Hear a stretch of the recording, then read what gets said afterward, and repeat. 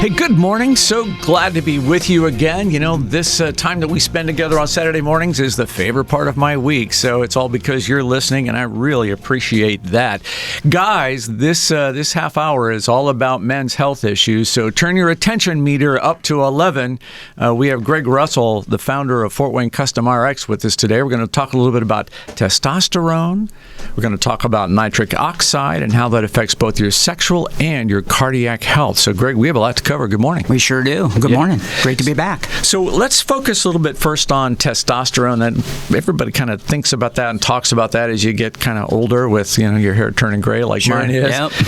There are things we can do without moving to supplements to improve our testosterone levels. Let's focus on that first. Sure. Well, so, you know, we a lot of people do not want to take hormones, and that's understandable. So, in fact, hormones should be the last thing we do. We should try to do these lifestyle processes first, because it's really important for our overall general health in the first place. So probably the first thing I would do is, you know, we have to maintain our proper body weight. That's easier said than done, right? Oh, you bet. My goodness. So, you know, how do we do that? Well, we really focus on a low glycemic whole food diet. Again, you know, trying to get those fruits and vegetables, trying to reduce those complex carbohydrates, or those simple carbohydrates rather, and try to, you know, really eat modestly and eat for our health. You have to really focus on what you're doing there for your health. And why do we do that? Number one, we know that if we eat a lot of processed foods, things that tend to be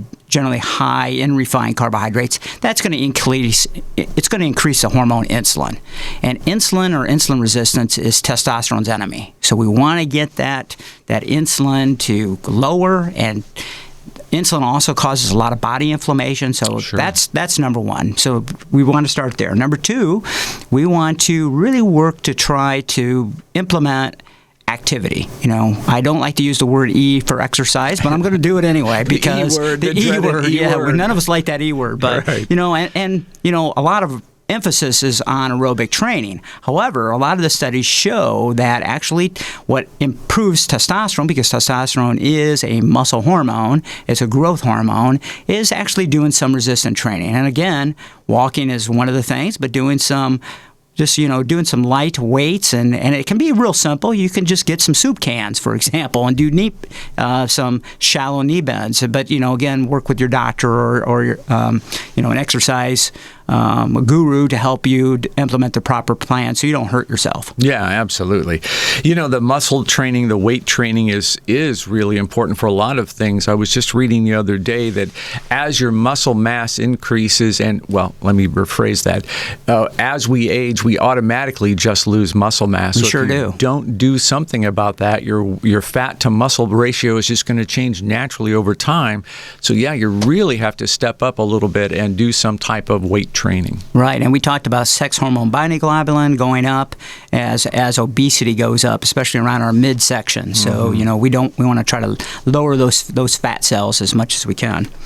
Also, I do tell patients that really you need to incorporate some kind of stress reduction in your everyday life. Whether that's simple prayer, being a Christian, you know, prayer, Bible reading, things that kind of help reduce stress.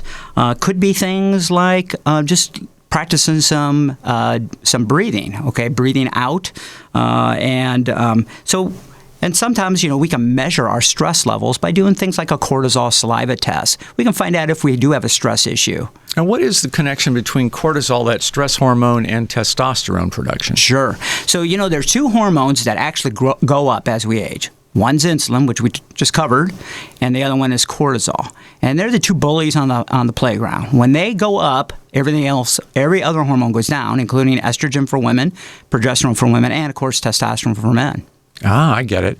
So, and that stress can be related to, a million different things. Yeah, we sure just got through COVID this year. You know, right, who's not stressed, right? We all worried about our jobs and the future of the country, et cetera. So, yeah, if you're retired, stressful. You still have stress that you're dealing with, right? There's financial stress and there's family stress and all that kind of stuff. And absolutely, stress never goes away. And you don't really notice that stress.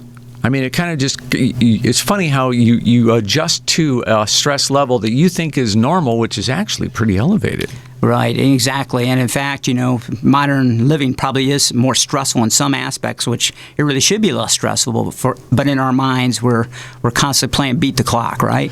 Okay, so we're going to eat foods that are more productive for our health. We're going to exercise a little more, get stress under control.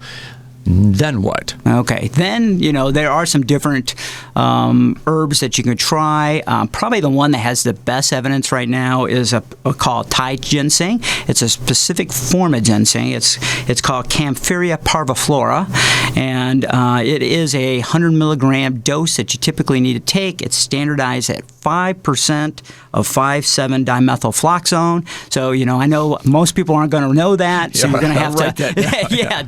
I don't even know if I can spell it. Exactly. But anyway, Camphilia really has some interesting stuff, and especially, when we talk about testosterone, we talk about energy and fatigue, right? Exactly. That's and this is probably one of the better research herbs as far as having some different energy process. And there's other herbs that you can use, but I do like this one because it does seem to have some additive effect, especially when we start talking about drugs like Viagra and things like that. Mm-hmm. It can help with it has effect on that specific enzyme that we'll talk about later in the show. But what is really interesting about this is it actually works on that SIRT1 pathway.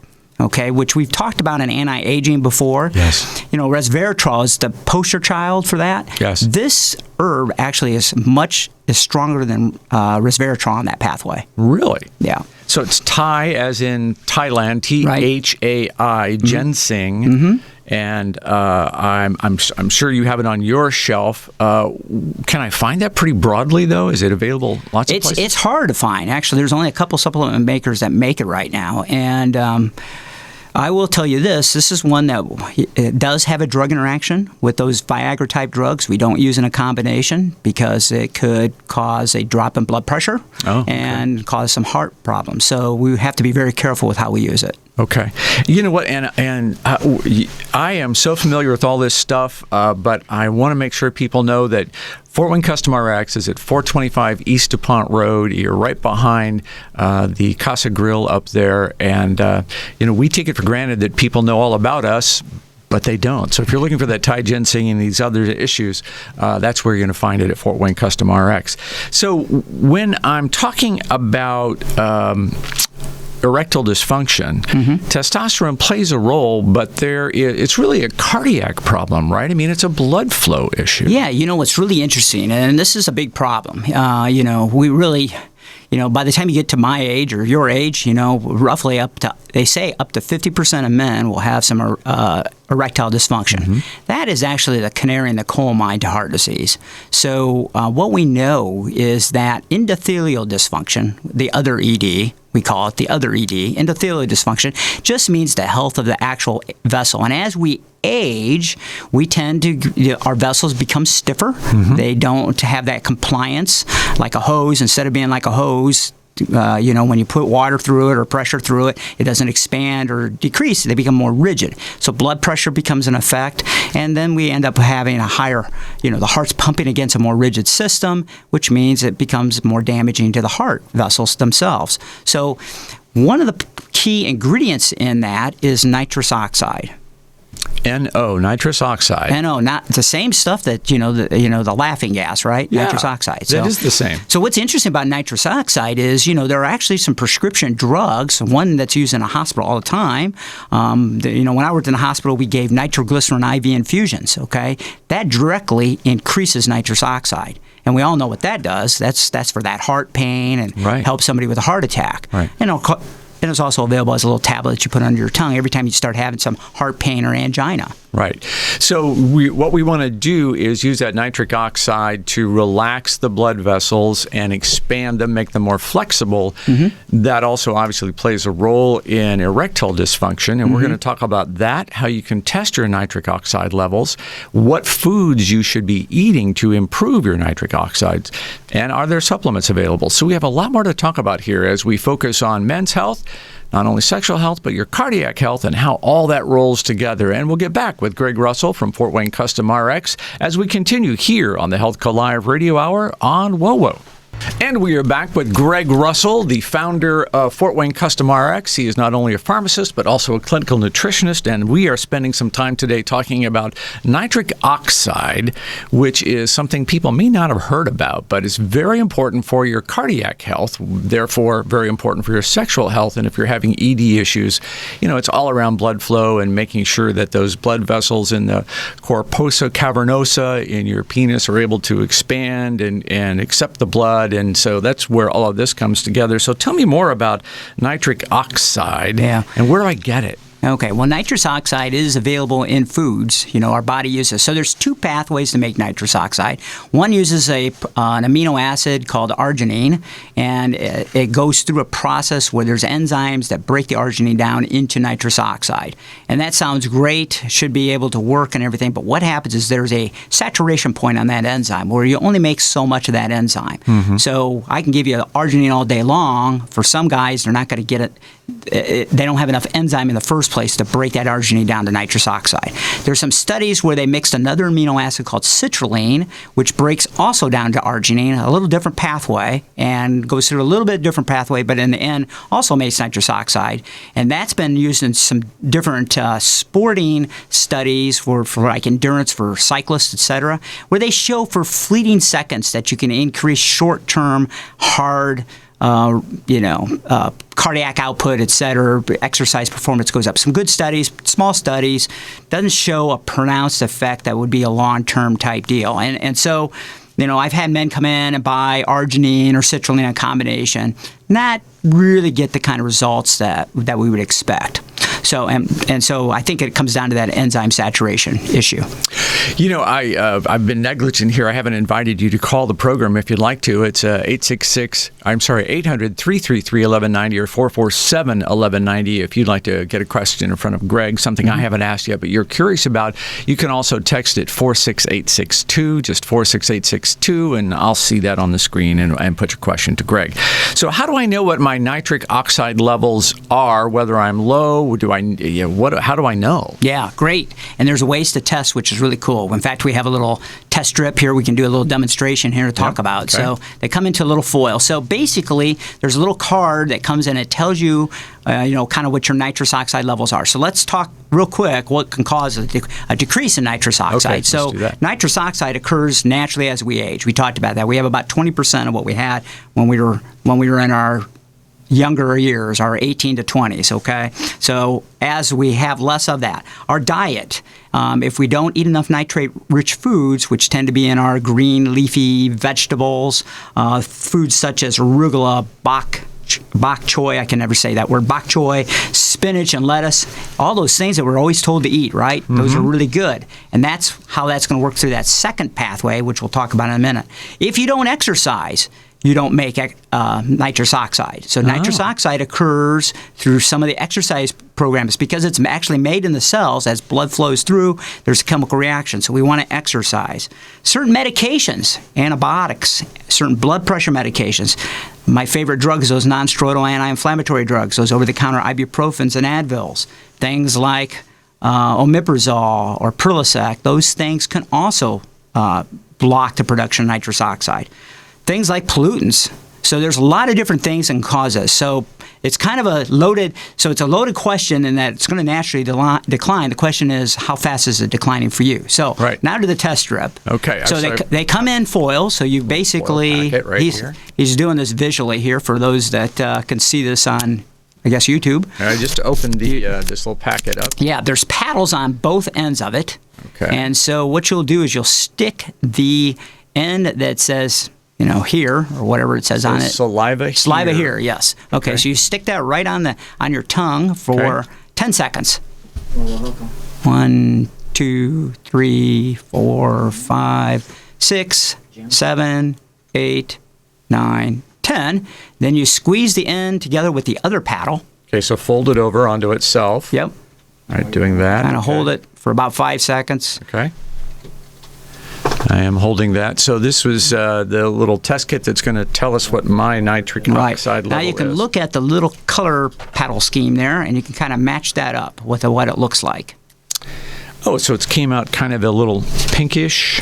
Yeah. So the darker pink it is, the more nitrous oxide you have. I'm trying to hold this up in front of the camera so the folks who watch the video after the fact can see it. Yeah. So I'm low. Greg, I'm going to call that guess low. what? You're not 20 anymore. So. Yeah. There's my test strip on the camera right there. And I'm not either. I was low, too, when I tested. I'm low. So, I'd say I'm low to threshold. Yeah. So what do you do? Ken, you're going to eat more plant food, basically, right? Yeah. Especially those green leafy ones, right? Right. And then, of course, there are some nutritional supplements that, and one is a company that we carry, Berkeley, that makes a potassium nitrate. And potassium nitrate goes through this process. So basically what happens is when you eat plant food or you take the supplement, and the supplement's already been broken down, so that eliminates some of the process. But when you eat plant food, your saliva in your mouth starts to break those nitrates out of the food through that process of digestion. So there's first hint, chew your food thoroughly. Yeah, right? Yeah. And then as it starts to go down your esophagus, into your stomach more, the nitrate gets converted into nitrites. And the nitrites are the actual precursor to nitrous oxide. So that occurs through the digestive process of food. So it's pretty simple.